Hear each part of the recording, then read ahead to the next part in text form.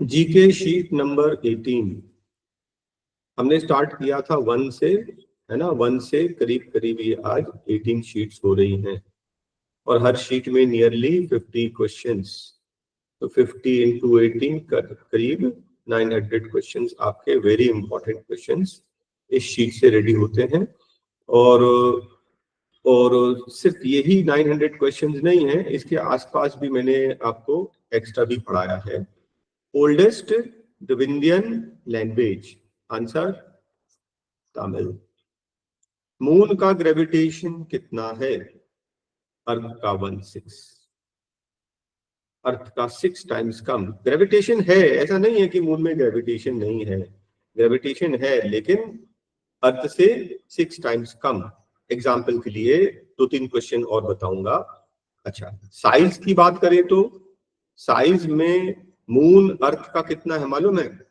1/4 size में, volume में, हाँ। और मास में मून जो है वो अर्थ का 1/81 टाइम्स है। ठीक है, उसका वजन 81 टाइम्स कम है, साइज 1/4 है, ग्रेविटेशनल पुल 1/6 है।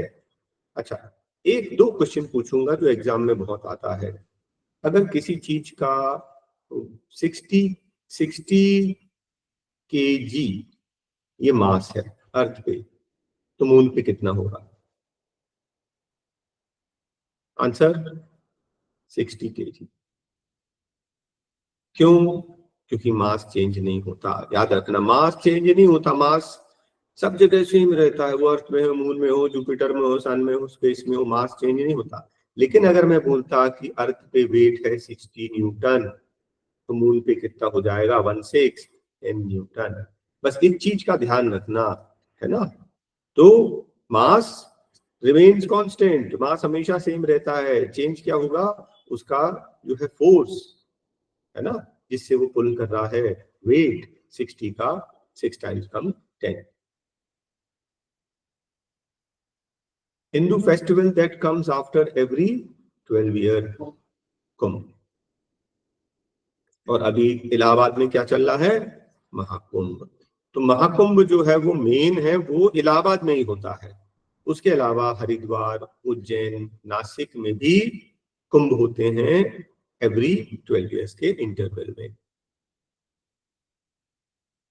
कल ही के हम लोग ने वीडियो में पढ़ा था कि रेडियस अर्थ का कितना होता है? करीब करीब 6400 किलोमीटर। डायमीटर बोलेंगे तो उसका डबल 12800, और सरकमफ्रेंस 40,000 किलोमीटर, है ना। इनमें से कोई भी पूछा जा सकता, ध्यान रखना। First woman to go in the space, first woman कौन थी? Valentina Tereshova. कहाँ? रशियन। देखो एक चीज बताएं, आपको मालूम है यूएसए नंबर 1 है आज की डेट में, लेकिन जो स्पेस टेक्नोलॉजी में है ना, यूएसएसआर नंबर 1 था हमेशा से। कैसे? अभी मैं बता रहा हूं, ठीक है। फर्स्ट सैटेलाइट कौन सी थी? स्पुतनिक 1। किसने भेजा था? रशिया। फर्स्ट डॉग का नाम था लाइका, ठीक है। ये स्पुतनिक 2 में भेजा था, किसने? Russia. First man to go in the space कौन था? Yuri Gagarin, Russian. कौन से स्पेस क्राफ्ट में गया था? Vostok 1। First woman Valentina Tereshova, कौन से स्पेस क्राफ्ट? वेस्टॉक 6 में गई थी। तो आपने देखा ये सब जगह लीड कर रहा था यूएसए से सारा। तो जितने इंपॉर्टेंट स्पेस से रिलेटेड क्वेश्चन है मैंने आपको बता दिए। मिल्क से अगर क्रीम निकाल लें तो ओवरऑल डेंसिटी कम हो जाएगी कि ज्यादा हो जाएगी? तो आप इसके लिए 2 चीज बताइए। मिल्क हल्का होता है कि क्रीम? क्रीम हल्की होती है बेटा, क्रीम हल्की होती है, इसलिए तो ऊपर आके फ्लोट करती है। क्रीम ऊपर तैरती है ना, मतलब वो हल्की है। और हल्की चीज को अगर आप निकाल लोगे तो बाकी ओवरऑल जो है डेंसिटी बढ़ने वाली है। भारी चीज को निकालने से डेंसिटी ओवरऑल कम हो जाएगी और हल्की चीज को निकालने से कम इंक्रीज हो जाएगी। हल्की चीज हटा दिया, बाकी का तो वेट तो ज्यादा है, ठीक है ना, तो increase. Body immersed in liquid, किसी चीज को अगर आप लिक्विड में डालोगे तो कितना वेट लूज होगा, weight of the liquid displaced, इसी चीज को हम लोग बोलते हैं आर्किमिडीज प्रिंसिपल। आर्किमिडीज प्रिंसिपल ये बोलता है, देखिए ये जो एक वेट हमने यहाँ पर ऐड कर रहे हैं, इसका वजन ये समझ लीजिए 6 kg दिखा रहा है ना। जब हमने इसको पानी में डाला तो ये एक फोर्स इस पे एक्ट करता है, कोई भी लिक्विड ऑब्जेक्ट पर फोर्स एक्ट करेगा ऊपर की तरफ, जिसको बोलते हैं बॉयंस फोर्स, ठीक है। हर लिक्विड ऑब्जेक्ट पर ऊपर की तरफ फोर्स लगाता है, जिसको बोलते हैं बॉयंस फोर्स। इस वजह से इसमें थोड़ा सा हल्कापन महसूस होगा। अभी उसका वेट कितना दिखा रहा, 2 kg, पहले था 6, अब है 2 kg, बाकी 4 कहाँ गया, निकल गया। तो ये जो 4 कितना कितना इसमें क्या बोल रहा है, कितना लूज करता है, जितनी जगह वो घेरता है, जितना लिक्विड वो डिस्प्लेस करेगा, जितना लिक्विड वो डिस्प्लेस करेगा उतना ही वेट लॉस हो जाएगा। इसको बोलते हैं आर्किमिडीज प्रिंसिपल। लाइट जो पास होती है प्रिज्म से तो वो 7 कलर्स में टूट जाती है, उस बैंड ऑफ कलर्स को बोलते हैं स्पेक्ट्रम, उस बैंड को बोलते हैं स्पेक्ट्रम, और उस प्रोसेस को बोलते हैं डिस्पर्जन ऑफ लाइट, ठीक है। तो जो 7 कलर्स जो टूट गए ना, ये जो VIBGYOR, इसको बोलते हैं स्पेक्ट्रम, और जो प्रोसेस है उसको बोलते हैं, क्या बताया था अभी मैंने, डिस्पर्जन। प्रोसेस को बोलते हैं dispersion, the process is dispersion, और ये जो बैंड है इसको हम लोग स्पेक्ट्रम कहते हैं। अब इसमें ये भी याद रखना, सबसे ऊपर होता है रेड, सबसे नीचे होता है वायलेट। रेड की वेवलेंथ सबसे ज्यादा, वायलेट की वेवलेंथ सबसे कम, ठीक है, ये चीज भी ध्यान रखना। सबसे कम एंगल पर कौन बेंड होता है, रेड, सबसे कम एंगल पर सबसे कम बेंड होता है, सबसे ज्यादा बेंड कौन सा होता है, वायलेट। ये क्वेश्चन भी आते हैं, ठीक है। चलिए और आगे देखते हैं। सबसे छोटी वेवलेंथ किस कलर की होती है, तो सबसे छोटी वेवलेंथ वायलेट, है ना। सबसे बड़ी वेवलेंथ किसकी होती है, रेड, ठीक है। अब आपको मैं एक चीज और बता दूं इस इमेज के थ्रू, जो कि अदर एग्जाम्स में आता है, तो इसको ध्यान से देखना।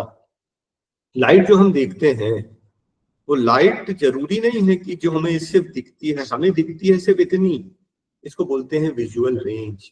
विजुअल रेंज मतलब जो इंसान देख सकता है, क्या देख सकता है, VIBGYOR, इंसान को सिर्फ इतनी ही दिखाई देती है। इसका मतलब ये नहीं कि और रेंज नहीं होती। वायलेट से, ये देखो वायलेट है ना, वायलेट से छोटी वेवलेंथ होती है अल्ट्रा वायलेट, उससे कम एक्सरे, उससे कम गामा रेज, है ना। एक्सरेज मालूम है ना, हमारी हड्डियों को पार नहीं कर पाती, हमारी स्किन को पार करती है, इसीलिए अपने फ्रैक्चर जब होता है तो एक्सरेज यूज होते हैं। उससे खतरनाक होती गामा रेज, इन कमरों को भेद के निकल जाएगी दूसरी तरह। सबसे ज्यादा वेवलेंथ किसकी है, इसकी, रेड की, है ना, रेड। लेकिन रेड से भी ज्यादा वेवलेंथ बड़ी होती है इंफ्रारेड, उससे बड़ी माइक्रोवेव, उससे बड़ी रेडियो वेव्स, उससे बड़ी लॉन्ग रेडियो वेव्स। ये आपको इंफॉर्मेशन के लिए बता दिया, ये इंक्रीजिंग वेवलेंथ, ये वेवलेंथ है। अच्छा, इसके अलावा एक चीज और बता दें, एक चीज बोलता है फ्रीक्वेंसी, तो फ्रीक्वेंसी ऐसे बढ़ती है, हाँ। तो सबसे कम फ्रीक्वेंसी किसकी है, रेड की, सबसे ज्यादा फ्रीक्वेंसी किसकी है, वायलेट की। ये भी याद रखना, वेवलेंथ लैम्डा जो बोलते हैं और फ्रीक्वेंसी दोनों उल्टा है। रेड की वेवलेंथ सबसे ज्यादा, इन अदर वर्ड्स उसकी फ्रीक्वेंसी सबसे कम। ध्यानचंद ट्रॉफी किस चीज से रिलेटेड है, hockey. Major Dhyan Chand, captain of Indian hockey team, 3 बार ओलंपिक गोल्ड मेडल जीते हैं। भाई इंडिया किसी समय में ना 1928, 32, 36 हम लोग जो है हॉकी के चैंपियन होते थे, ठीक है। नेशनल गेम है। तो ध्यानचंद जी को हॉकी का विजार्ड भी कहा जाता है, हॉकी का जादूगर है ये, ठीक है। और इनको तो हिटलर ने भी ऑफर दिया था कि हमारे देश से खेलो, लेकिन इनने इनकार कर दिया। और एक और अच्छी चीज बता रहा हूं, इनका बर्थडे कब है? बर्थडे इनका इनका बर्थडे है 29 अगस्त, जिसको नेशनल स्पोर्ट्स डे के रूप से मनाया जाता है। इनका बर्थडे है, ध्यानचंद जी का बर्थडे 29 अगस्त, इसको नेशनल स्पोर्ट्स डे के रूप में मनाते हैं। याद रहेगा? ठीक है। देखो मैंने बहुत सारी इंफॉर्मेशन दे दी। मेजर थे, इंडियन हॉकी टीम के कैप्टन थे, इन्हें हॉकी का जादूगर कहा जाता है। 3 ओलंपिक गोल्ड मेडल इंडिया ने जीते हैं इनके कैप्टनशिप में और इनके सम्मान में, है ना। हम इनको नेशनल स्पोर्ट्स डे, इनके बर्थडे को मनाते हैं। लॉ ऑफ हेरिडिटी किसने दिया है? चार्ल्स डार्विन, याद है ना? Origin of species, Charles Darwin. लेकिन Charles Darwin origin of species लिखी थी। Law of heredity Gregory Mendel, इनको बोलते हैं फादर ऑफ हेरिडिटी। इनने हेरिडिटी के बारे में बहुत डिटेल में स्टडी की है। Hargobind Khorana, genetic engineering, genes की स्टडी की है इनने। रॉबर्ट हुक, जिस सेल की खोज की थी, ठीक है। तो हेरिडिटी कौन? Gregory Mendel. हेरिडिटी पेरेंट्स से जो अपने बच्चों में जो कैरेक्टरिस्टिक्स आ जाते हैं, जैसे कि बाल मम्मी जैसे, है ना, स्किन मम्मी जैसे, हाइट पापा जैसे, कान जो है ब्रदर जैसे, दादा जैसे, आंखें जो है उसकी जैसी, इस कैरेक्टरिस्टिक्स को जो पास होती है ना एक जनरेशन दूसरे जनरेशन, उसको ही हम लोग लॉ ऑफ हेरिडिटी कहते हैं। आरबीसी किस डिजीज में डिस्ट्रॉय हो जाते हैं? मलेरिया, ठीक है। कोल्ड और वार्म करंट्स अगर आएंगे तो वहां क्या बनेगा? फॉग बन जाएगा। भाई वार्म करंट्स होंगे तो क्या है? वाटर वेपर बढ़ जाएगा। कोल्ड करंट्स आएंगे, ठंडी आएगी, एकदम से ठंडी में जो वाटर वेपर जम जाएगा, फॉग बनेगा, है ना। और आपको फॉग तो पता है ना, लेकिन फॉग में अगर डस्ट पार्टिकल्स मिल गए तो ये बन जाता है स्मॉग। ये बहुत घना कोहरा, तो कोहरा भी बहुत घना है, बिल्कुल दिखाई नहीं देता और सांस लेने में भी दिक्कत होती है। अजंता केव्स कहाँ है? औरंगाबाद, महाराष्ट्र, है ना। कोणार्क केव्स कहाँ है? Konark Konark sun temple, Orissa. खजुराहो कहाँ है? MP. Answer D. Ajanta caves Maharashtra, Aurangabad, है ना। Konark sun temple Orissa, Khajuraho MP. Potato क्या है? स्टेम है। Oil rises in the wick of a lamp, ध्यान से समझना। लैम्प मतलब आपने एक वो बनाया, क्या बनाया? लैम्प बनाया। किसका? किसका? केरोसिन का, है ना। इसमें अपन बत्ती लगाते हैं और बत्ती, ये जो डोर है ना जो अंदर रहती है ना, तो केरोसिन तो इतना नीचे है और यहां तक ऊपर उठ कैसे आती है, ऊपर कैसे आ जाती है? इसको बोलते हैं कैपिलैरिटी। कैपिलैरिटी मतलब पतली पाइप में, आप देखना, एक सिंपल सा एग्जांपल बता रहा हूं। एक ग्लास में आपने कोल्ड ड्रिंक लिया, उसमें आपने पाइप डाला। पाइप डालेंगे ना तो पाइप में जो लेवल है, जो ग्लास के लेवल से ज्यादा होता है, इसको बोलते हैं कैपिलैरिटी। कैपिलैरिटी ये खींच लेता, पतली पाइप जो है खींचता है, ओके। तो कैपिलैरिटी। कोऑपरेटिव बैंक्स कहाँ ऑपरेट करते हैं? किस लेवल तक? कोऑपरेटिव है ना, डिस्ट्रिक्ट लेवल तक। डिवाइन लाइफ ये बुक किसने लिखी है? औरबिंदो घोष। न्यू स्टेट अगर क्रिएट करना है उसके लिए अमेंडमेंट टू द कॉन्स्टिट्यूशन की जरूरत पड़ेगी। काजीरंगा सेंचुरी पहले भी पढ़ा है हमने, कहाँ है? असम में। किस चीज के लिए फेमस है? वन हॉर्न्ड राइनो, एक सींग वाला। डीजल इंजन में इग्निशन कैसे लगता है? एक स्पार्क प्लग होता है, उससे एक चिंगारी निकलती है, उससे इग्निशन होता है। हेपेटाइटिस से क्या होगा? Inflammation of the liver, liver को अटैक करेगा। बायोप्सी क्या होती है? Biopsy is examination of the tissue cut from the body.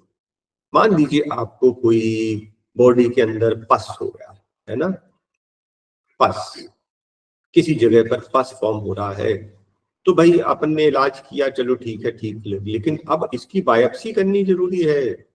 ये किस चीज का है, क्या चीज है ये टीबी ट्यूबरकुलोसिस तो नहीं है, ये कैंसर की वजह से तो नहीं है। बायोप्सी, बायोप्सी मतलब उस ऑर्गन का एक टिश्यू काट के उसको उसको भेजेंगे लैब टेस्टिंग के लिए, उसको बोलते हैं बायोप्सी। फर्स्ट लिंग्विस्टिक स्टेट, भाई आपको मालूम है इंडिया में लैंग्वेज के बेसिस पर स्टेट नहीं बने थे, लेकिन फिर बाद में क्या हुआ कि डिमांड बढ़ने लगी, बहुत ही ज्यादा आंदोलन जो है, उग्र आंदोलन होने लगा कि लैंग्वेज के बेसिस पर। तो फर्स्ट कौन सा था? आंध्रा। तो जब बहुत ही ज्यादा लोगों ने विरोध करना लगा तो 1952 में पहला स्टेट जो है लिंग्विस्टिक बेस पर क्रिएट किया, दैट इज आंध्र प्रदेश। फिर 1960 में दो नए, फिर अब बाकी स्टेट्स हैं वो भी डिमांड करने लगे, तो दो नए और क्रिएट किए, महाराष्ट्र और गुजरात 60 में। ठीक है, तो फर्स्ट कौन सा? Andhra. Colour of the flag indicate surrender, हम आत्मसमर्पण कर रहे हैं, है ना, लड़ना नहीं है, शांति चाहिए। वाइट, रेड डेंजर आपको पता ही है। ग्रीन मतलब ओके, ओके, है ना। ब्लैक मतलब हम किसी चीज का विरोध करते हैं तो हम ब्लैक, ओके। लास्ट सफर एक बहुत वर्ल्ड फेमस पेंटिंग है, इसने पेंट की है लियोनार्डो दा विंची। इसमें क्या दिखाया है, आपने देखा किसी ने? इसमें दिखाया है जीसस क्राइस्ट बैठे हुए हैं, उनके डिसाइपल्स बैठे हुए हैं, और लास्ट सफर वो सब डाइनिंग टेबल पर बैठकर सफर ले रहे हैं, खा रहे हैं कुछ। लिवेटिथन, ये जो है, ये जो इंग्लैंड में सिविल वॉर जब चल रहा था उसके ऊपर बुक लिखी है Thomas Hobbes. Human circulatory system में, हाँ, ब्लड, ब्लड कहां से एंटर करता है? हार्ट में। ब्लड हार्ट में, ये है आपका हार्ट, तो ब्लड एंटर करता है पल्मोनरी वेन, याद रखना है ना। तो मैंने एक फिगर बना के आपको बताया इसलिए क्योंकि और भी इंपॉर्टेंट क्वेश्चन पूछी जाती है। और लंग्स में कहां से एंटर करता है? पल्मोनरी आर्टरी, ठीक है ना। फिर उसके बाद ये लंग से जो हार्ट जो पंप करता है उससे जो ब्लड आता है वो आता है मेन आर्टरी एरोटा, और बॉडी ऑर्गन से जो हार्ट में जा रहा है वो है मेन वेन वेना कावा। ये चार चीजें ध्यान रखना, ठीक है। तो अभी हमारा आंसर आ जाएगा, हाँ। तो ब्लड जो हार्ट में एंटर करता है पल्मोनरी वेन, वेन क्या होती है? जो ब्लड हार्ट की तरफ लेके जाए, और जो हार्ट से दूर ब्लड लेके जाए उसको आर्टरीज कहते हैं। चलिए नेक्स्ट क्वेश्चन देखते हैं। अच्छा, इसमें एक चीज और समझ लो, लंग्स, ये जो डीऑक्सीजनेटेड ब्लड है, इम्प्योर ब्लड, इम्प्योर ब्लड जाएगा लंग्स में। लंग्स क्या करेगा? कार्बन डाइऑक्साइड को हटा देगा, उसमें ऑक्सीजन को ऐड करके फिर हमारे बॉडी में सप्लाई कर देगा। लिवर में सिंपल शुगर स्टोर होता है in the form of glycogen. Blood circulation को पहली बार जो है वो किसने डिमॉन्स्ट्रेट किया था? विलियम हैरवे। ऐसा कौन सा हाई कोर्ट है जो एक से ज्यादा स्टेट या यूनियन टेरिटरी को मैनेज करता है? गुवाहाटी। स्काई इज ब्लू किस वजह से? तो क्या होता है कि जो डस्ट पार्टिकल्स होते हैं ना एटमॉस्फेयर में, वो ब्लू कलर को, आपको मालूम ना, रेड VIBGYOR है ना, तो ये जो वायलेट कलर है उसको ये डस्ट पार्टिकल जो है फैला देते हैं, स्कैटर कर देते हैं। तो आंसर इज स्कैटरिंग। ठीक है, scattering of light. Rural management, IRMA, IRMA, Indian institute of rural management कहां पर है? आनंद, गुजरात में, IRMA। रॉकेट जो है किस प्रिंसिपल पर बेस्ड है? कंजर्वेशन ऑफ मोमेंटम, है ना, पहले का मोमेंटम बाद का मोमेंटम ज्यादा। एग्जाम्पल के लिए जैसे चलिए रॉकेट ही ले लीजिए। रॉकेट जितने मोमेंटम से वो गैसेस को पीछे फेंकेगा उसी मोमेंटम से वो आगे जाएगा, है ना। बोट में ले लो, बोट में आप चप्पू चलाओगे पीछे, बोट जाएगी आगे, है ना। Conservation of momentum. अगर जियो स्टेशनरी ऑर्बिट में आपको कोई सैटेलाइट भेजना है तो आपको ये जो स्लॉट बुक करना है किसके पास बुक करना है? इंटरनेशनल टेली कम्युनिकेशन यूनियन के पास। Rakesh Sharma first Indian cosmonaut. Cosmonaut किसको बोलते हैं मालूम है? एस्ट्रोनॉट्स। रशिया में एस्ट्रोनॉट्स को कॉस्मोनॉट बोलते हैं। उन्होंने देखा कि स्टार ट्विंकल नहीं हो रहा। तो क्यों नहीं हो रहा? स्टार को तो ट्विंकल होना चाहिए, है ना। लेकिन वो तो स्पेस में थे और स्पेस में एटमॉस्फेयर नहीं है। एटमॉस्फेयर में ही तो रिफ्रैक्शन होता है, ये अर्थ है। एटमॉस्फेयर में जब लाइट आती है ना तो वो बेंड होती है। अब वो खुद ही बाहर है, स्पेस के बाहर है, वहां एटमॉस्फेयर ही नहीं है, तो वहां पे ट्विंकल नहीं होगा। Mixed farms refers to, mixed cropping बोलते हैं। मिक्स्ड क्रॉपिंग मतलब एक से ज्यादा, अगर मान लीजिए किसी थोड़ा सा चांसेस है कि क्रॉप फेल हो सकती है, कोई पर्टिकुलर कीड़े लग जाएंगे और ये फसल खराब हो जाएगी, तो अपन क्या करते हैं, एक ही खेत में 3-4 क्रॉप, एक बर्बाद हो गई तो दूसरी बच गई, इसको बोलते हैं मिक्स्ड क्रॉपिंग। लीव्स जो गिर जाती हैं बिकॉज ऑफ एब्सर्सिक एसिड, एब्सर्सिक एसिड जब निकलता है तो वहां से ग्रोथ को रोक देता है और पत्तियां गिर जाती हैं। हनी बी को सोशल क्यों कहते हैं? सोशल क्यों कहते हैं? क्योंकि सोसाइटी बनाकर रहती हैं, they move socially. Maximum energy, sugar. आपको तुरंत एनर्जी चाहिए तो शुगर, शुगर मतलब ग्लूकोज ले लीजिए। अभी आपको बिल्कुल बहुत वीकनेस लग रही है, ग्लूकोज को पैकेट एक चम्मच खा लो, तुरंत एनर्जी। ब्लड प्लाज्मा एसिड है कि बेस है कि न्यूट्रल है? एल्कलाइन। ब्लड प्लाज्मा, ब्लड का पीएच वैल्यू 7.4 करीब होता है ना। पीएच वैल्यू का भी आगे क्वेश्चन आएगा। तो ये क्या है? Alkaline, basic. हाँ। कॉकरोच के कितने पैर होते हैं? कितने जोड़े? उसके 6 पैर होते हैं, 3 जोड़े। न्यूट्रॉन की डिस्कवरी किसने की? मैं पूरा डिटेल में बता रहा हूं। सबसे पहले डिस्कवरी किसकी हुई? इलेक्ट्रॉन की। किसने किया? J Thomson. उसके बाद डिस्कवरी किस चीज की हुई? प्रोटॉन की। किसने किया? ई गोल्डस्टीन। फिर उसके बाद डिस्कवरी हुई न्यूट्रॉन की। किसने किया? James Chadwick. ठीक है, तो न्यूट्रॉन की डिस्कवरी जेम्स चैडविक। तो रदरफोर्ड ने क्या किया? न्यूक्लियस। उनने बोला एक न्यूक्लियस है, न्यूक्लियस के अंदर प्रोटॉन और न्यूट्रॉन होते हैं। नील बोर ने क्या किया? एटॉमिक स्ट्रक्चर दिया। फाइनल जो एटॉमिक स्ट्रक्चर है वो नील बोर ने, मैंने डिटेल में बाकी सब भी बता दिया क्योंकि इन पर भी क्वेश्चन बनता है। एस्पिरिन क्या होता है? Salicylic acid. प्योर वाटर का पीएच वैल्यू 7। पीएच में देखिए, पीएच स्केल जो होती है ना, रॉसन, एस रॉनसन, ने पीएच स्केल बनाई थी। 0 से लेकर 14 के बीच में नंबरिंग है। 7 बोला है किसको? न्यूट्रल, ना एसिड ना बेस। तो प्योर वाटर का पीएच वैल्यू 7 होता है, ये न्यूट्रल है। मिल्क थोड़ा सा इसमें लैक्टिक एसिड बनता है ना, थोड़ा धीरे धीरे, तो ये थोड़ा सा एसिडिक है। कॉफी की पीएच वैल्यू 5 है, विनेगर की पीएच वैल्यू 3 है। स्टमक में जो एसिड बन रहा है ना, इस HCl, उसकी वैल्यू 1 है, बैटरी की 0 है। बहुत ज्यादा एसिडिक है ये। जितना ज्यादा वैल्यू कम होगी 7 से, जितना कम उतना ज्यादा स्ट्रॉन्ग एसिड। और दूसरी तरफ देखिए कि ब्लड थोड़ा सा ज्यादा है, 7.4 करीब उसका पीएच वैल्यू है, थोड़ा सा बेसिक है।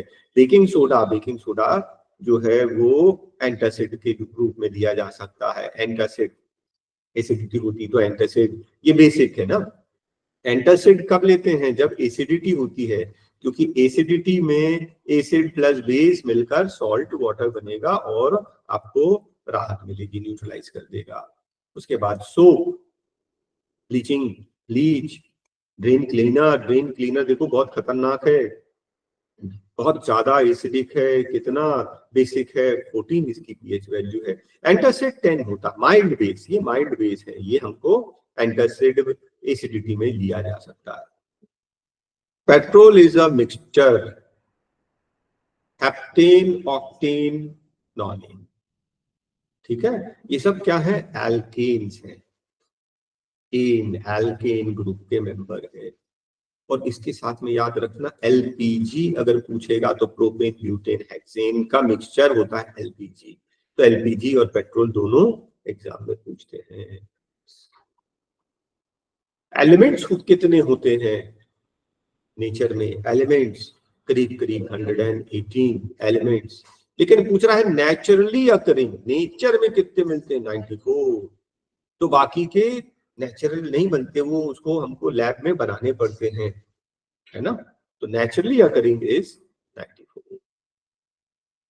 दो ऐसे एलिमेंट्स हैं जो लिक्विड स्टेट में मिलते हैं। एक तो है मेटल, मरकरी, दूसरा है नॉन मेटल, ब्रोमीन।